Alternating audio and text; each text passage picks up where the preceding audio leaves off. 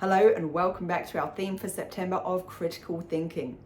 In today's video, we're going to explore a few different biases for you because this is one of the first steps to very much understand critical thinking, is to be able to look at different perspectives. So there's 5 that we're going to go through. One is confirmation bias, one is anchoring bias, one is sunk cost fallacy, one is negativity bias, and the last is groupthink, also known as group confirmation bias. So let's start with confirmation bias first. What is it? This is very much where you've grown up, you have your experiences, you have your value systems, you have your beliefs. The confirmation bias is where you have a specific thought based on all of your experiences of to the point that you are at now. The next bias is anchoring bias. This is where you've just found out a piece of information and you base all of your thoughts forward on that.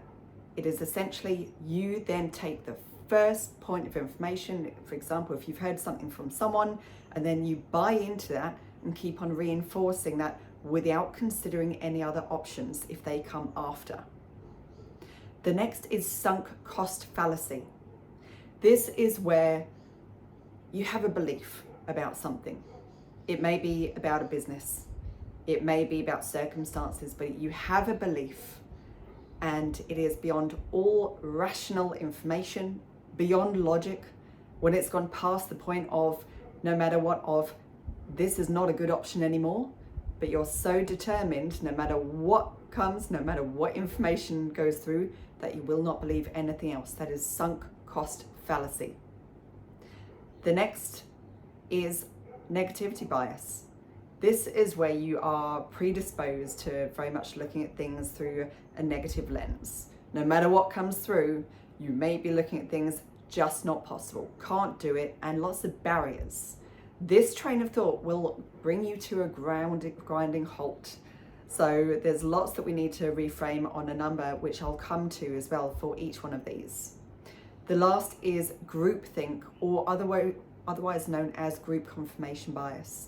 This is where you are surrounding yourself with your peers, but all ones that have quite similar opinions, and that you know when you share an opinion that everyone else will be in agreement with you, and then everyone else will layer on top of that to reaffirm and reinforce with whatever information is available to that point, as in its favor.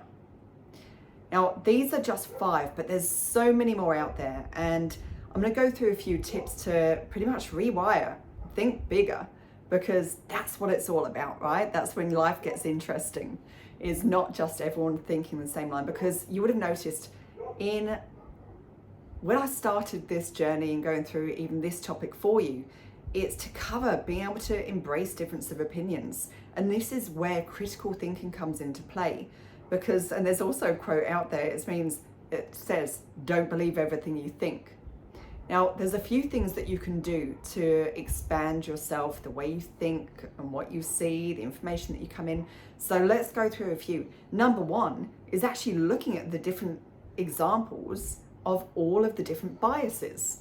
Because once you're aware of all the different types, it actually allows you to start seeing if maybe you've been thinking in that particular way, or maybe if you have surrounded yourself with people that will all be in agreement and all drive into just that one opinion without considering anything else.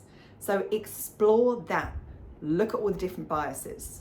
The next is to actually find people that have difference of opinion. Get out there, speak to people who you know have difference of opinion to you, and listen.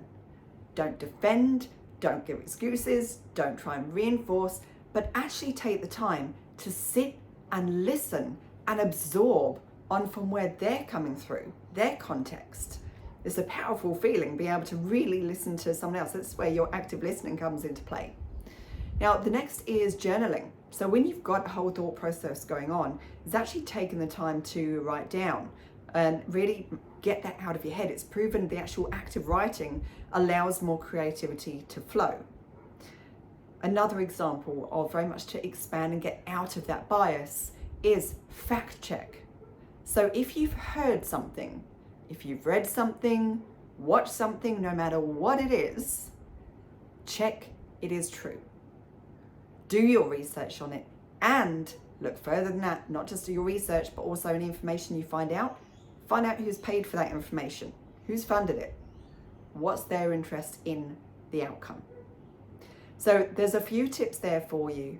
And I'd actually really like to know, what you do to continue to expand the way that you think, how you view things, how you get difference of opinion. And you know what? One extra one is get into debates and respectful. I'm not talking about shouting or just disagreeing with each other, but get into healthy conversation with a difference of opinion. And to very much, again, pause, listen, go back and forth.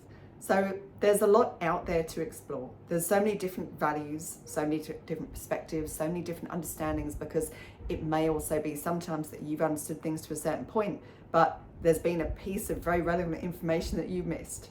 So thank you for watching this one. The next video is going to be on AI. Does it impact your ability for critical thinking? Thank you so much. Have an amazing week.